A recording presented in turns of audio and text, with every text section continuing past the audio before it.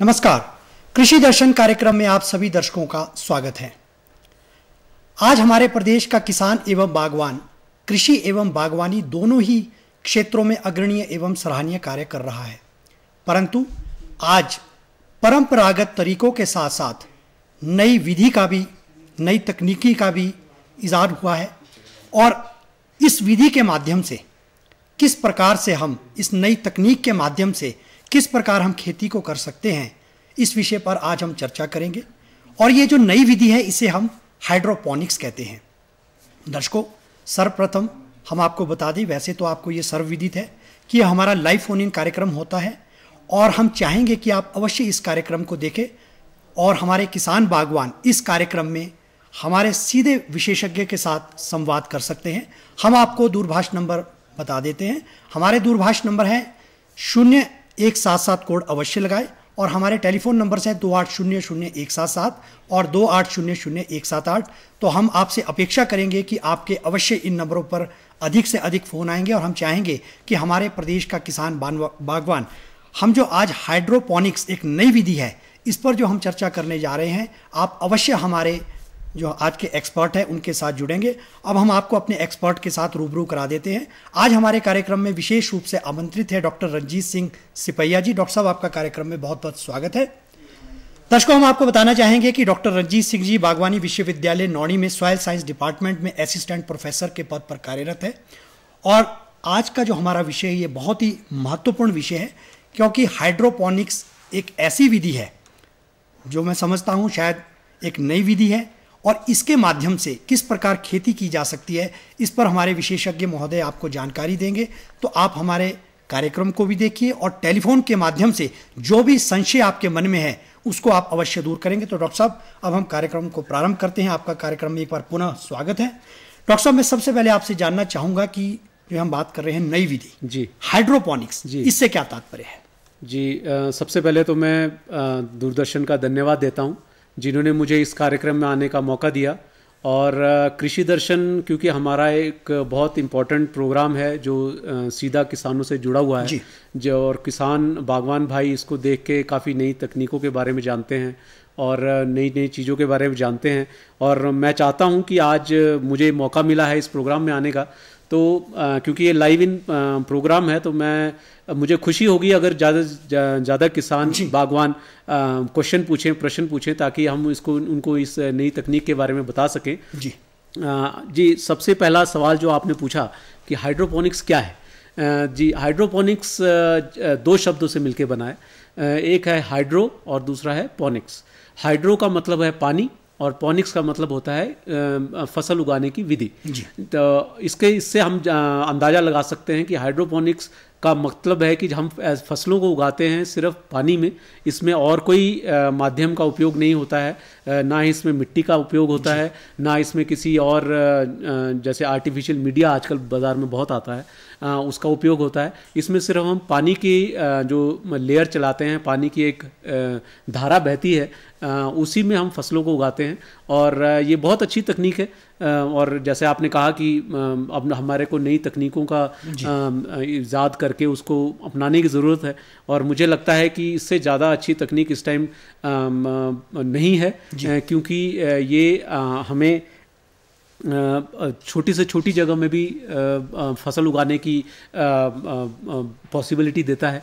और इस तरह मैं यही कहूँगा कि हाइड्रोपोनिक्स उभरती हुई विधि है और किसान ज़्यादा से ज़्यादा इसको अपनाने की कोशिश करें और इसके लिए हम यहाँ आए हैं और मैं आशा करता हूँ कि दोबारा कहता हूँ कि मुझे ज़्यादा से ज़्यादा प्रश्न मिलेंगे। जी डॉक्टर साहब, वैसे तो हमारा आज का मूल विषय है कि हाइड्रोपोनिक्स विधि के माध्यम से सब्जी का उत्पादन कैसे हो, लेकिन इससे पहले कि हम सब्जी के उत्पादन पर आए, क्योंकि हमें हाइड्रोपोनिक्स विधि के बारे में समझना बहुत ही आवश्यक है। जी, तो डॉक्टर साहब, मैं ये चाहूँगा कि इसकी आवश्यकता क्यों पड़ी? जी, क्योंकि देखिए वैसे तो भूमि है, भूमि से जो एक तत्व पैदा होकर निकलेगा वो अपने आप में एक परंपरागत चलता आया है, लेकिन आज ऐसी क्या आवश्यकता आन पड़ी आज के प्रारंभिक दौर में कि इस विधि को अपनाना जरूरी है? जी, ये बहुत बहुत इम्पोर्टेंट प्रश्न है, क्योंकि अगर हम किसी तकनीक को अपना रहे हैं और या अगर हमारा विश्वविद्यालय किसी तकनीक को प्रमोट कर रहा है तो वो उसके पीछे एक सॉलिड रीज़न होना जरूरी है। जी बिल्कुल। तो मेरा कहना यह है कि हाइड्रोपोनिक्स का जो इजाद है और हाइड्रोपोनिक्स की आवश्यकता इसलिए पड़ी क्योंकि आपको ज्ञात होगा, हम सभी हिमाचल से जो भी हैं किसान बागवान फैमिली से जुड़े हैं, हमारे पूर्वज, हमारे बाप दादा सभी मिट्टी में बहुत अच्छी फसल पैदा करते हैं। तो लेकिन जब धीरे धीरे 1960-70 के दशक में जब हरित क्रांति आई तो उसके साथ नई वैरायटीज़ आई, नई वैरायटीज़ की ज़रूरत पड़ी, क्योंकि हमारे को जो जनता थी, पॉपुलेशन थी, उसका खान पान पूरा नहीं हो पा रहा था, उसके लिए पैदावार पूरी नहीं हो पा रही थी। तो ग्रीन रेवोल्यूशन के ज़रिए हमने नई वैरायटीज़ को इंट्रोड्यूस किया हमारे कृषि वैज्ञानिकों ने। और लेकिन अब जो हमारी वैरायटीज़ आई, इनके प्रोडक्शन ज़्यादा थी, लेकिन अब आप इस बात को मानेंगे कि जिस चीज़ की प्रोडक्शन पैदावार बढ़ाने की क्षमता है, उसको खाने के लिए भी ज़्यादा चाहिए। बिल्कुल। जितना ज़्यादा हम उसको खाने के लिए डालेंगे, जितना ज़्यादा हम उसकी सुरक्षा रक्षा करेंगे, उतना ज़्यादा पैदावार दे सकता है, जितनी उसकी कैपेबिलिटी है। तो यही हुआ 1960-70 के दशक में, जब नई नई वीट की वैरायटी आई, मक्की की वैरायटीज़ आई और बाकी चीज़ों की वैरायटीज़ आई, तो ये सारी हाइब्रिड्स थी। तो हाइब्रिड्स के लिए सबसे इंपॉर्टेंट चीज़ होती है कि इसमें एक पानी, एक खाद, और अगर बीमारी लगती है तो पेस्टिसाइड या फंजीसाइड, इनका उपयोग बहुत ज़रूरी हो जाता है। अब शुरुआती दौर में तो बहुत अच्छा रहा पैदावार हमारी। अब इस टाइम भी हमारा जो देश है वो अब बिल्कुल प्रबल है, सबल है अपना जो खाद्यान्न है उनको पैदा करने में और उनको भंडारण करके रखने में।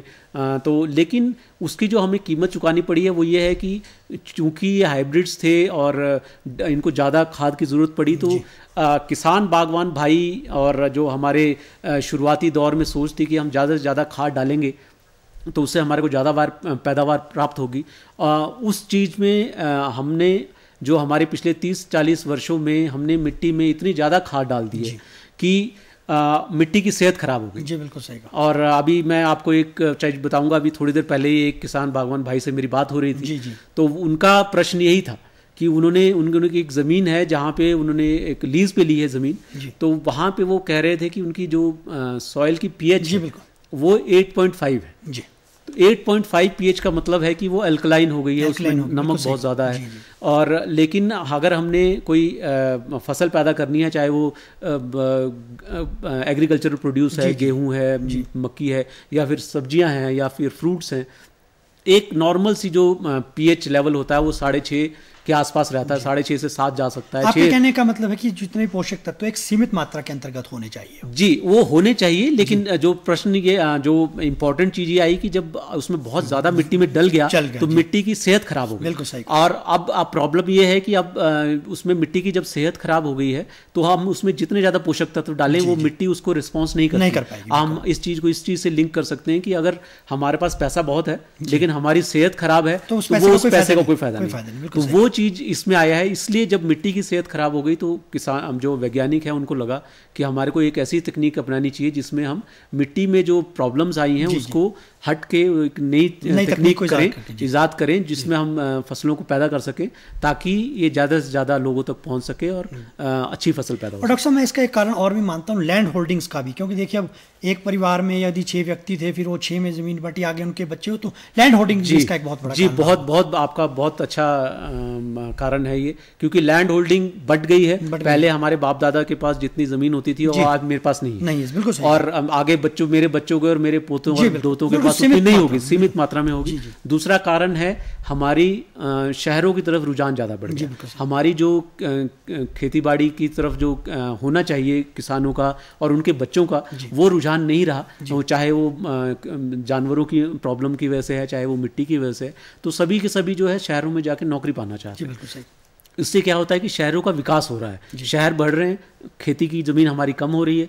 तो हमारे को ये जो हाइड्रोपोनिक्स तकनीक है ये शहरी क्षेत्रों के लिए बहुत अच्छी है। यहाँ पे हमारे को क्योंकि ज़मीन की मिट्टी की ज़रूरत नहीं होती है, इसमें हमने एक स्ट्रक्चर खड़ा करना है जिसमें हमने पानी की वेव चलानी है और उसमें हमने फसल पैदा करनी है। तो ये हमारे को बड़ी बड़ी बिल्डिंग्स में, और मैं कहता हूँ हमारे माननीय प्रधानमंत्री जी का एक सपना है स्मार्ट सिटीज़ का। तो ये स्मार्ट सिटीज़ में मेरा मानना है कि ये स्मार्ट कंसेप्ट है, स्मार्ट एग्रीकल्चर एग्रीकल्चर इसको मैं कहता हूँ कि ये बहुत अच्छा है।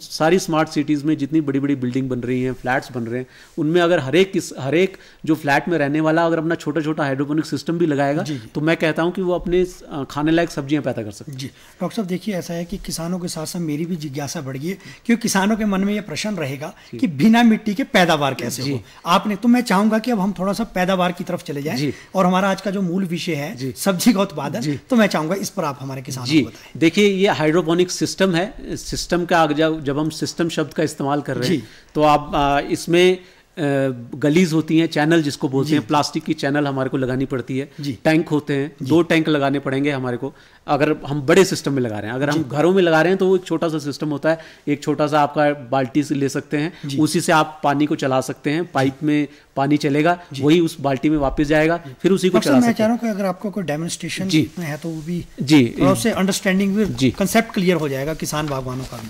तो ये हमारे नौणी विश्वविद्यालय में हमने जो सॉइल साइंस डिपार्टमेंट है वहाँ पे हमारा ये हाइड्रोपोनिक सिस्टम एस्टेब्लिश किया है। तो ये देखिए, इसमें आप देख रहे होंगे यहाँ पे गलीज है, ये चैनल जिसको बोलते हैं प्लास्टिक की, इसके ऊपर ये सब्जी लगी है। तो ये लेट्यूस है, और आप देख सकते हैं कि कितनी शानदार है। आप मिट्टी में ऐसा लेट्यूस पैदा करना बड़ा मुश्किल हो जाता है, लेकिन ये देखिए आप, ये कोई 35 से 40 दिन की क्रॉप है। और अगर हम बाहर देखेंगे तो जब लेट्यूस पैदा करते हैं बाहर मिट्टी में तो कम से कम 60-65 दिन लगते हैं, और 60-65 दिन में इसकी एक फसल खत्म हो जाती है। हम दूसरी फसल लगा के दोबारा पैदा कर सकते हैं। तो ये जो सिस्टम है, ये चैनल्स हैं, ये देखिए पाइप्स आ रही हैं यहाँ से, तो यहाँ से इसके बाद ये सारी की सारी यहाँ से फिर आगे पाइप हैं। तो ये जो पानी आता है, जो हमारी ये जो पानी होता है, पानी में हमने पोषक तत्व मिलाते हैं। तो वो जो टैंक है, टैंक में हम पोषक तत्व मिला के रखते हैं, पंप से उस पानी को हम पंप देते हैं, तो वो इन पाइपों के माध्यम से इन चैनल्स में आता है। तो ऊपर हमने ये फसल लगाई होती है, इसमें हम कप होते हैं छोटे से, उनमें पहले ट्रांसप्लांटिंग करते हैं। तो ये डेली हम चलाते हैं थोड़ी थोड़ी देर के लिए। तो इसमें जो जड़ें होती हैं वो भीगती हैं पानी के अंदर हमेशा, लेकिन पानी के अंदर रहती नहीं है पूरी तरह से, वो सिर्फ भिगानी है हमने थोड़ी थोड़ी देर बाद, और थोड़ा सा पानी की लेयर नीचे रहती है, और ये आगे से इन पाइप में जाता है और वापस एक रिसाइकल टैंक कहते हैं हम उसको, रिसाइकल टैंक में डाला जाता है। फिर उस रिसाइकल टैंक से हम फिर वही जो सॉल्यूशन होता है, न्यूट्रिएंट सॉल्यूशन बोलते हैं, वो हम रिसर्कुलेट करते हैं। डॉक्टर साहब, जहाँ आपने न्यूट्रिएंट सॉल्यूशन की बात करी, तो वो क्या कंटिन्यूसली प्रोसेस है या कभी कभी बीच में गैप के नहीं, वो कंटिन्यूस प्रोसेस है। वो जो हमारा मेन टैंक है जिसमें पानी होता है, उसमें हम मिला देते हैं शुरू में ही, फिर उसको हम लगातार चलाते रहते हैं। और ये क्योंकि बहुत टेक्निकल चीज़ है, तो इसलिए हमारे को ये ध्यान रखने वाली चीज़ है कि इसको हमने डेली चलाना है। ऐसा नहीं है कि हमने 5 दिन चलाया फिर उसके बाद 10 दिन रहने दिया, तो हमारी फसल खराब हो सकती है। तो इसलिए हमारे को इसको डेली चलाना है, और थोड़ी थोड़ी देर चलाना, पूरी देर नहीं, ऐसा नहीं है कि पूरा दिन चलाना है। तो आपका खर्चा भी कम आएगा, बिजली का खर्चा भी कम होता है।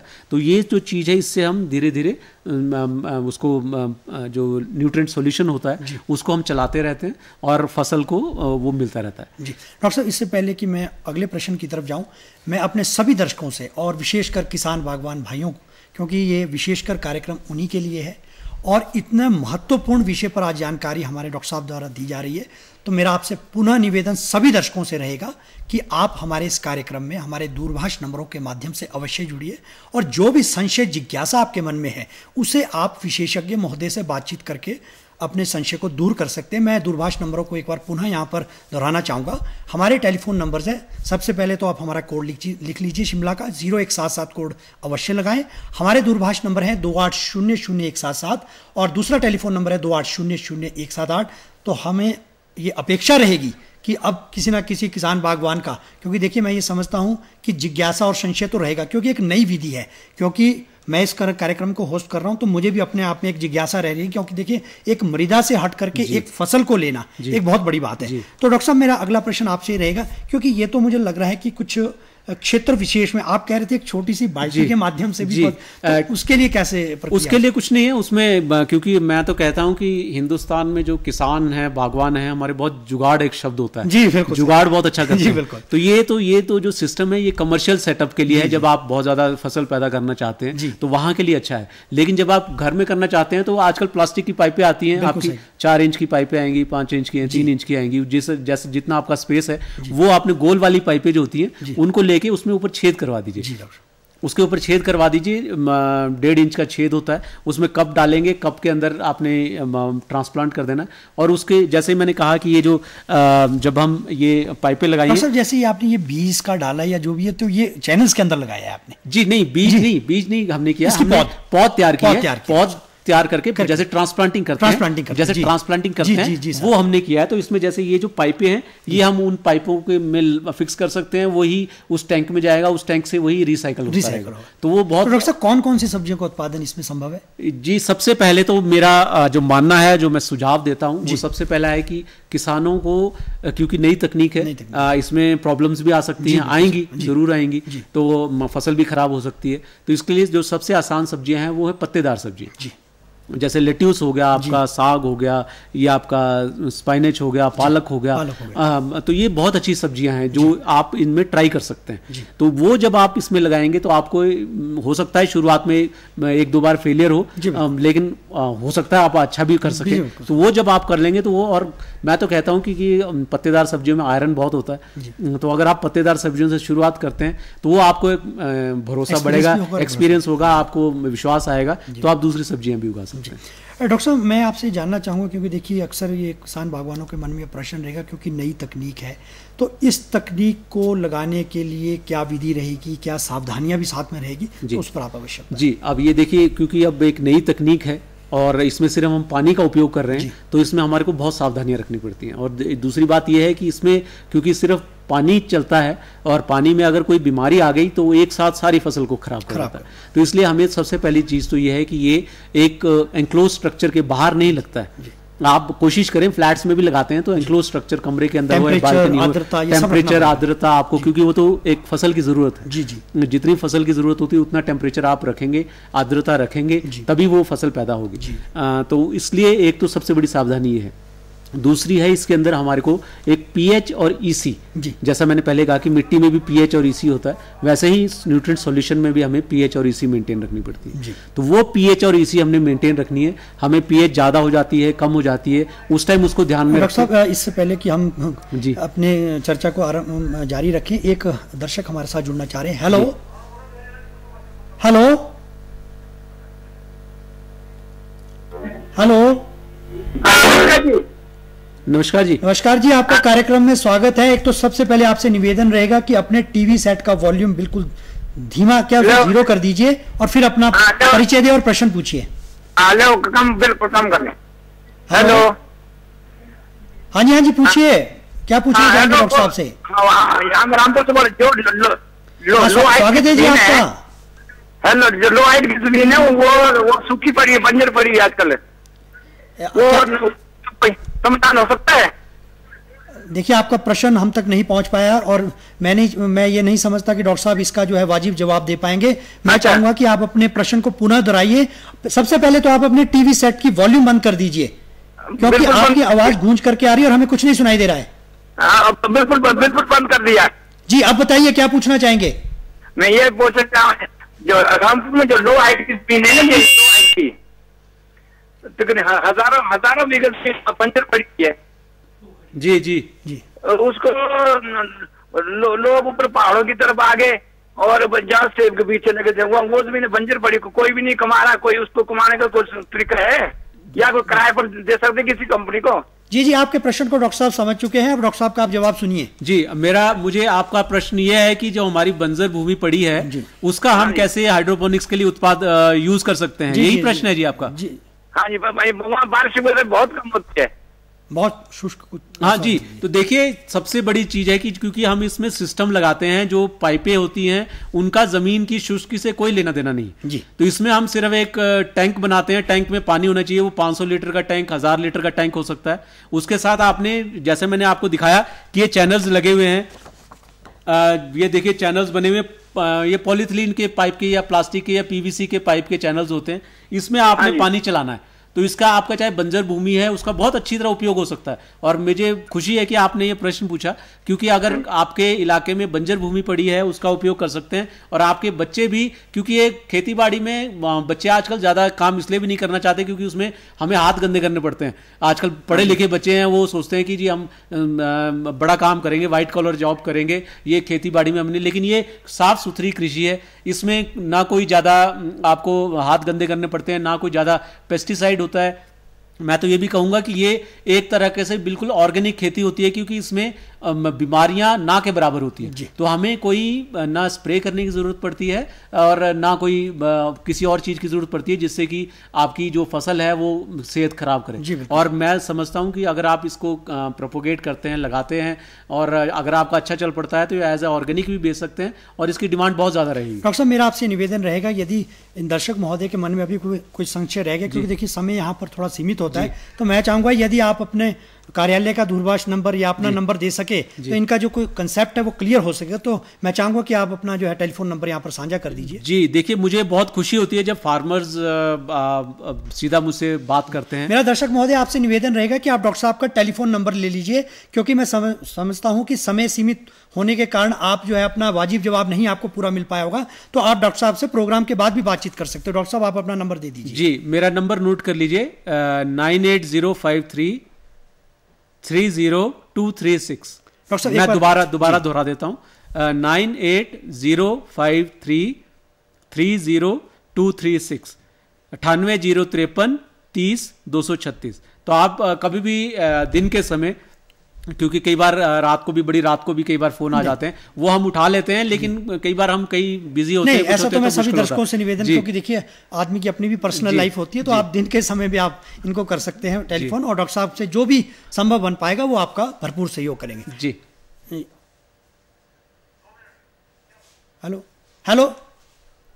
डॉक्टर साहब, अब हम आपसे जो मैं जानना चाहूँगा, क्योंकि देखिए ये विधि आपने कहा कि तो घर से भी शुरुआत हो सकती है, लेकिन ऐसा जो सुनने में आया है कि लागत प्रारंभिक समय में, जब इसको इनिशियल स्टेज पे जब आप इसको लगाते हैं विधि को, तो लागत ज़्यादा आती है। तो क्या ये एक मिथ है कि वाकई सच्चाई है? नहीं, देखिए सच्चाई है, क्योंकि अगर हम इसको कमर्शियल लेवल पे ले जाना चाहते हैं तो लागत इसमें जरूर ज्यादा आएगी, क्योंकि आपको इसमें यदि कमर्शियल पे ले जाएंगे, क्योंकि कमर्शियल पे आपको इसको सबसे पहले तो आपको एक पॉली हाउस बनाना पड़ेगा, या फिर आप इसको एक बिल्डिंग के अंदर भी कर सकते हैं, लेकिन वहां पे फिर आपको रोशनी का प्रबंध करना पड़ेगा, टेम्परेचर का प्रबंध करना पड़ेगा, वो सारी चीजें हैं। फिर बाद में आपका ये सिस्टम चलता है, इस सिस्टम के लिए भी होता है। तो कमर्शियल में कम से कम पॉली हाउस की कीमत, अगर आप 100 स्क्वायर मीटर का पॉली हाउस बनाते हैं तो 100 स्क्वायर मीटर के पॉली हाउस और हाइड्रोपोनिक्स मिला के करीब 4 से 5 लाख रुपए का पड़ता है।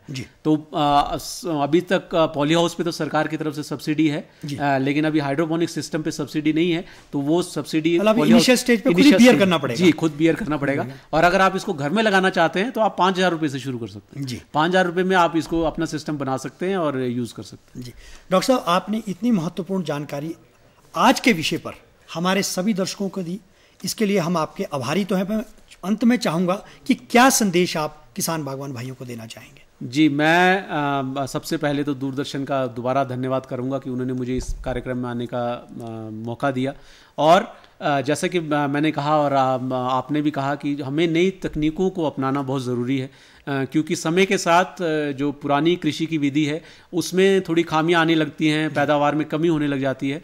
लेकिन ये जो तकनीकें हैं, ये जो नई तकनीक हैं, अगर किसान बागवान इसको अपनाएंगे तो उनके लिए बहुत अच्छी चीज़ है, और साथ ही साथ ये प्रदेश के लिए और देश के लिए भी बहुत अच्छी बात होती है। और नई तकनीकें हैं, इसलिए उनके बच्चे भी अगर इस चीज़ में लग जाते हैं, क्योंकि तकनीक ऐसी हैं जिसमें आपको कम मेहनत करके ज़्यादा पैदावार और ज़्यादा कमाई मिल सकती है, तो मैं सोचता हूं कि बच्चों को वापस कृषि की तरफ मोड़ने में इन तकनीकों का बहुत सहयोग होता है। डॉक्टर साहब, आप हमारे कार्यक्रम में आए, इतनी महत्वपूर्ण जानकारी आज के विषय से संबंधित न केवल कृषि एवं बागवानी क्षेत्र से जुड़े किसान बागवान भाइयों को दी, अपितु सभी दर्शकों को दी। इसके लिए आपका बहुत बहुत धन्यवाद। दर्शकों, हमें दीजिए अनुमति। नमस्कार। नमस्कार।